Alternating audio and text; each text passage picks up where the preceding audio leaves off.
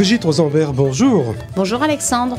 Sur France 2, ils ont Laura du Web, qui nous parle d'Internet et des nouvelles applications. À l'ACI, nous ne sommes pas en marge, nous avons Brigitte Rosenvert, la spécialiste, la geek des réseaux sociaux. Par ricochet, par partage, elle nous informe en permanence de tout ce qui se fait et se dit dans la communauté. Alors Brigitte, vous avez de bons retours au fait sur la communication que vous envoyez comme ça? Les meilleurs retours sont la participation. Étant donné que nous avons fait énormément de communication, quand nous voyons qu'il y a énormément de monde qui participe à toutes nos activités, avant-hier, nous avons eu le repas de la Viso et hier le repas de l'ACI sous la Souka, les deux repas, et nous avons été obligés de refuser énormément de monde à ces deux repas, étant donné que la Souka a une certaine taille et que nous ne pouvions pas prendre plus qu'une centaine de personnes pour chaque soirée. Voilà. Donc c'est le meilleur reflet des résultats de la communication, c'est la participation des personnes de Cannes à toutes nos activités. Les fêtes de Ticherie se termineront pour cette année la semaine prochaine.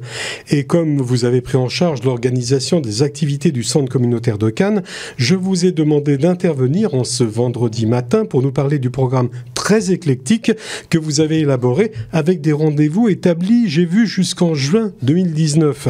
Aujourd'hui, nous survolerons bien sûr uniquement que les mois d'octobre et novembre. Alors tout d'abord, Brigitte, sur quel principe, quelle philosophie vous avez élaboré cette grille? Alors, la grille a été établie de façon à ce qu'un maximum de personnes puissent participer aux activités et qu'il y en ait pour tous les goûts, que les personnes aiment le théâtre, le cinéma, des activités plus festives comme des soirées karaoké, des humoristes, du théâtre, des films un peu plus graves. Donc nous avons élaboré une grille avec une activité à peu près par semaine, avec différentes associations. Nous avons essayé d'assembler toutes les associations qui tournent autour de la communauté, le Kéren Yesod, la Viso, Régine Bessis avec le Mnebrit, Aviva aussi, les journées du patrimoine juif. Donc nous avons énormément d'associations à Cannes et qui proposent des activités. Donc nous avons essayé de faire une grille regroupant les activités de toutes ces associations, plus bien entendu toutes celles que nous organisons nous à l'ACI. Et vous pensez que la communauté en dehors de la synagogue, elle a besoin de se retrouver comme ça? Oui, on s'est rendu compte l'an dernier que beaucoup de gens étaient très seuls et il y avait une demande culturelle, une demande de se regrouper, surtout au restaurant. On s'est rendu compte qu'au début, on avait fait des tables individuelles, que les gens venaient au restaurant pour rencontrer d'autres personnes.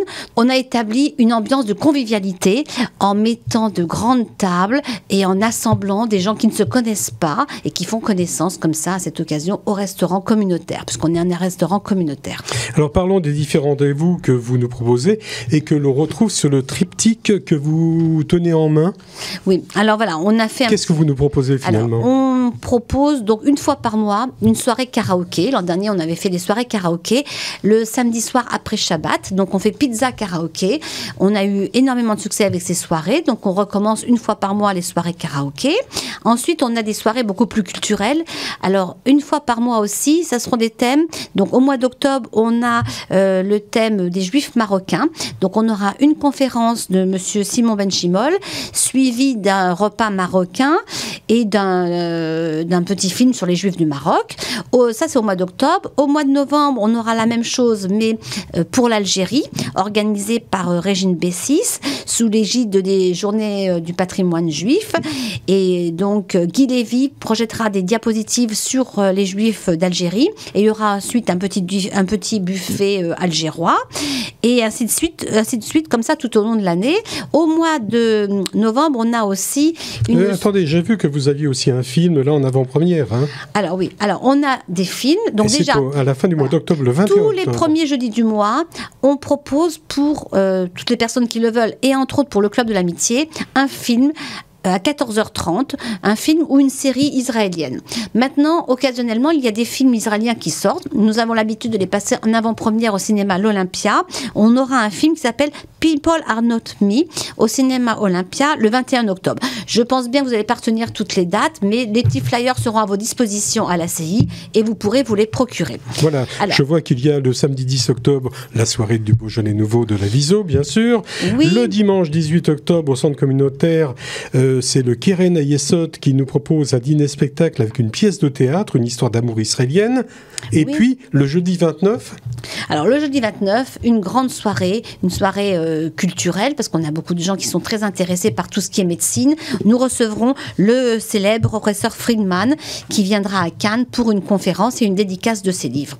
Alors, on n'a pas parlé de notre aussi... Donc, on a des activités très culturelles et des activités plus festives. Le dimanche 14 octobre, on vous appelle tous à venir écouter une humoriste très connue en Israël, Judith Mergui, qui a énormément de succès. Elle est passée à Montréal, à Londres, à Casablanca, en Israël, bien entendu.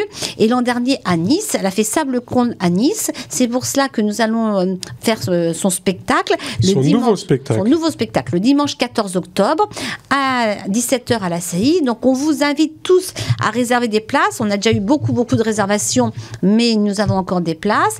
Les places sont à 23 € pour une personne, 46 € pour 2 personnes et 18 € pour les étudiants. Donc, pour le dimanche 14 octobre, vous pouvez réserver directement en ligne sur le site judithmergui.com. C'est très facile.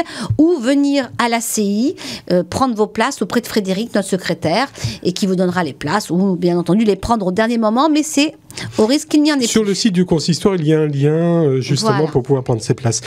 En dehors de ces activités, il y a aussi la restauration au centre communautaire. Vous pouvez nous en parler un petit peu ? Alors, le restaurant communautaire est ouvert tous les midis, sauf le dimanche et le Shabbat, bien entendu.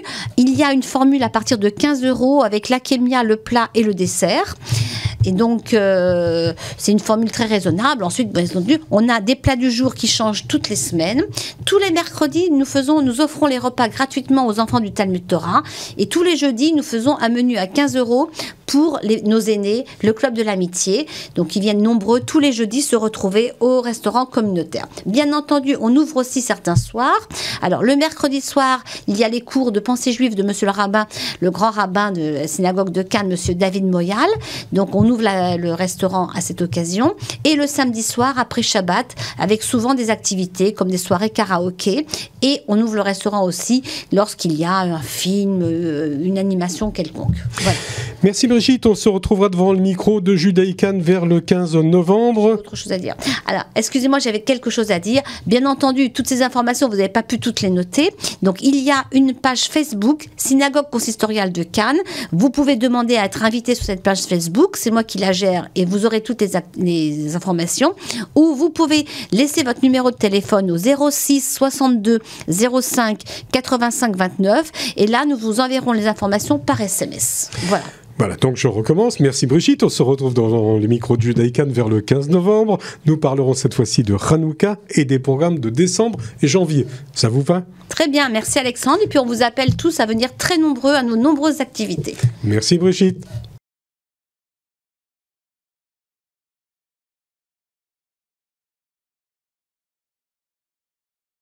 Je me tourne à présent vers Aviva Diana, la présidente de la loge Bnei Brit Shalom Cannes. Aviva, bonjour. Bonjour Alexandre. Alors, en dehors de la soirée pizza karaoké, c'est le Bnei Brit qui lance le cycle des conférences cette année et vous commencez très fort avec Simon Ben-Shimol, président de la loge Bnei Brit Moshe Dayan, qui nous parlera d'un thème qu'il connaît bien, les Juifs du Maroc, histoire, culture et mystique. Aviva, avant que l'on ne développe le déroulement de cette soirée, pour les auditeurs qui découvrent cette appellation de Bnei Brit, quelques mots sur le Bnei Brit et peut-être sur la loge Shalom Cannes. Merci Alexandre de me recevoir à votre antenne pour vous parler d'une conférence que le Bnei Brit Shalom Cannes organise le 8 octobre à la CI à 19h30. Je vous parle à présent du Bnei Brit, l'organisation internationale accréditée comme ONG à l'ONU, présente à l'Union européenne, à l'UNESCO et au Conseil de l'Europe à Strasbourg, réunissant des Juifs de toute origine pour servir les communautés dans lesquelles ils vivent, en se conformant à la devise du Bnei Brit, bienfaisance, amour fraternel, harmonie. Avec son siège international à Washington, des bureaux administratifs européens à Bruxelles, plusieurs dizaines de milliers de membres dans plus de 50 pays, le Bnei Brit est une des plus grandes organisations juives dans le monde. Il est aussi la plus vieille organisation puisqu'il a été créé en 1843 à New York. La mission du Bnei Brit est de réunir des juifs pour travailler ensemble à améliorer l'harmonie des communautés, renforcer la communauté juive, combattre l'intolérance raciale et religieuse, assurer la promotion de la culture et de l'histoire juive et mener des actions de solidarité.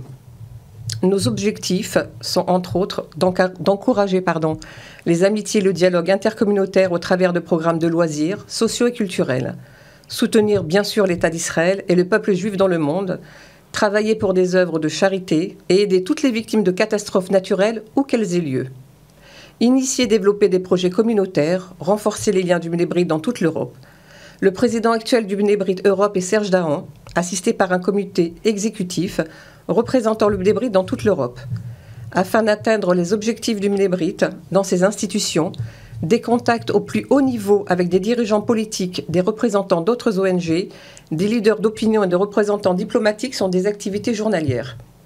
Le président du Bnei-Brit France, Philippe Meyer, œuvre quotidiennement pour appliquer toutes ses missions sur le territoire national. Avec plus de 60 loges à travers la France, où que vous soyez, vous pouvez toujours trouver une loge Bnei-Brit partout en France, y compris à Cannes. Alors on va revenir au thème de la conférence de Simon Ben-Shimol, Aviva. Merci Alexandre. Donc nous aurons le plaisir de recevoir Simon Ben-Shimol, président du Bnei-Brit Moshe Dayan à Nice, réalisateur de documentaires qui nous parlera des Juifs du Maroc, leur mystique, leur culture et leur histoire. Alors plus que de longs discours, on va diffuser le teaser de cette conférence.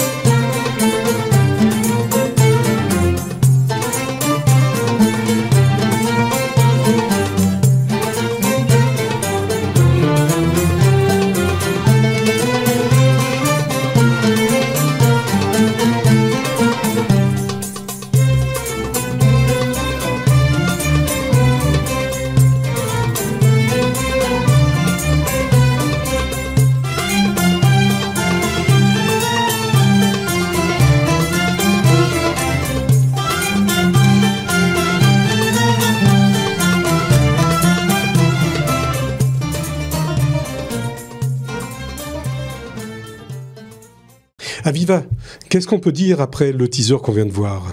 Alors, on peut dire, Alexandre, que la communauté juive a vécu plus de 2000 ans d'histoire marocaine, ce qui montre à quel point l'intégration était totale. Les Juifs du Maroc sont très attachés à ce pays. Ils partagent la langue et une culture qui a fortement imprégné leur propre patrimoine. Au-delà des crises parfois douloureuses qu'ils ont connues, les Juifs du Maroc ont vécu en parfaite harmonie avec les autochtones. Des 250 000 Juifs qui habitaient le Maroc avant l'indépendance, il ne reste aujourd'hui que quelques milliers, principalement à Casablanca. Donc, au début des années 2000, caméra à l'épaule, Simon Ben-Shimol est retourné au Maroc. Il nous a rapporté un film de ces Juifs qui sont fortement imprégnés de leur pays, qui font en sorte de se réunir pour les fêtes, de conserver le patrimoine qui est le leur. Et il faut savoir que dans certaines villes du Maroc, ne reste que des tombes, témoignages poignants de ce qui fut. Alors cette conférence a été fixée au lundi 8 octobre 19h30, elle se déroulera au centre communautaire de Cannes. Comment va se dérouler cette soirée ? Vous m'avez parlé d'un film, il y aura sûrement aussi un exposé, il y aura peut-être des questions, des réponses, non ? Donc, Simon Ben-Shimol nous projettera des extraits de son film et il y aura ensuite un système de questions-réponses. Donc il va un petit exposé sûrement. Bien sûr, un comment exposé. Il a tourné le film, dans quelles conditions, etc., etc. Et puis bien sûr, toutes les questions, il y répondra. Toutes les questions, il y répondra. Aviva, vous l'avez dit, nous avons tous la nostalgie de nos origines, de notre adolescence, de ce qu'on a laissé derrière nous, que l'on vienne de l'Est ou du Sud. On a le même sentiment qui nous gagne lorsque nous évoquons notre jeunesse, les lieux où on a vécu et ce qu'ils sont devenus. C'est un petit peu ce qu'il va démontrer dans le film. À l'instar des communautés d'Afrique du Nord, de Tunisie, d'Algérie, très florissantes jusqu'aux années 50, on dit que celle du Maroc a le moins souffert et paradoxalement, on la retrouve en nombre en France, Paris, Cannes, Nice, et aussi aux États-Unis et au Canada. Qu'est-ce qui reste du judaïsme marocain aujourd'hui, parce que c'est vrai qu'on avait déjà, vous et moi, on avait déjà vu le film, et on peut déjà un petit peu donner un avant-goût. Mais qu'est-ce qui reste du judaïsme marocain, que des vieux, et quel est peut-être l'avenir aussi ? Alors, quel avenir pour cette communauté installée au Maroc depuis des millénaires ? C'est la question que tentera de répondre Simon Benchimol le 8 octobre, 19h30 à la CI de Cannes. Aviva, pour en revenir à tes considérations peut-être un petit peu plus terre-à-terre, la participation aux frais était fixée à 5 €, qui comprend, Aviva, alors, qu'est-ce que ça comprend ces 5 €? Somme symbolique dérisoire qui comprennent donc la conférence de Simon Benchimol. Et puis, par la suite, nous finirons avec un petit verre de l'amitié accompagné de quelques petites douceurs. Alors, je rappelle, lundi 8 octobre prochain, 19h30, conférence de Simon Benchimol, président de la loge Bnei Brit, Moshe Dayan. Le thème, les Juifs du Maroc, histoire, culture et mystique.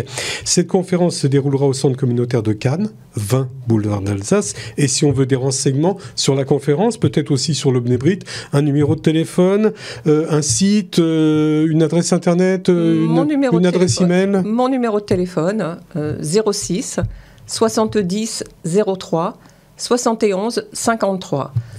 Certains n'ont pas réussi à prendre le numéro parce qu'ils ont été chercher un crayon. Alors, vous recommencez ? Je répète, le 06 70 03 71 53. Je peux y rajouter mon adresse mail si quelqu'un veut me contacter pour avoir des renseignements ou bien rejoindre notre loge. Donc, avivadiana, attaché, @yahoo.com. Merci Aviva, et puis à lundi 8 octobre. Merci Alexandre, nous vous attendons nombreux pour partager cette soirée qui promet d'être riche en enseignements et en émotions. Merci Aviva, à bientôt. Merci Alexandre.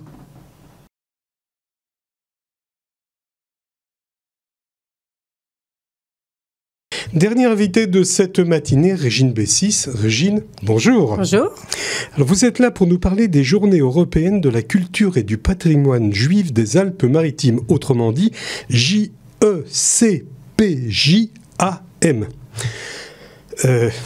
Et des activités, bien sûr, que vous organisez chaque année dans ce cadre. Bien sûr. Par contre, qu'est-ce qui se cache derrière ce titre ? Il se cache une association qui a été créée, qui est une association à caractère culturel, qui coordonne des actions culturelles et patrimoniales juives dans les Alpes-Maritimes.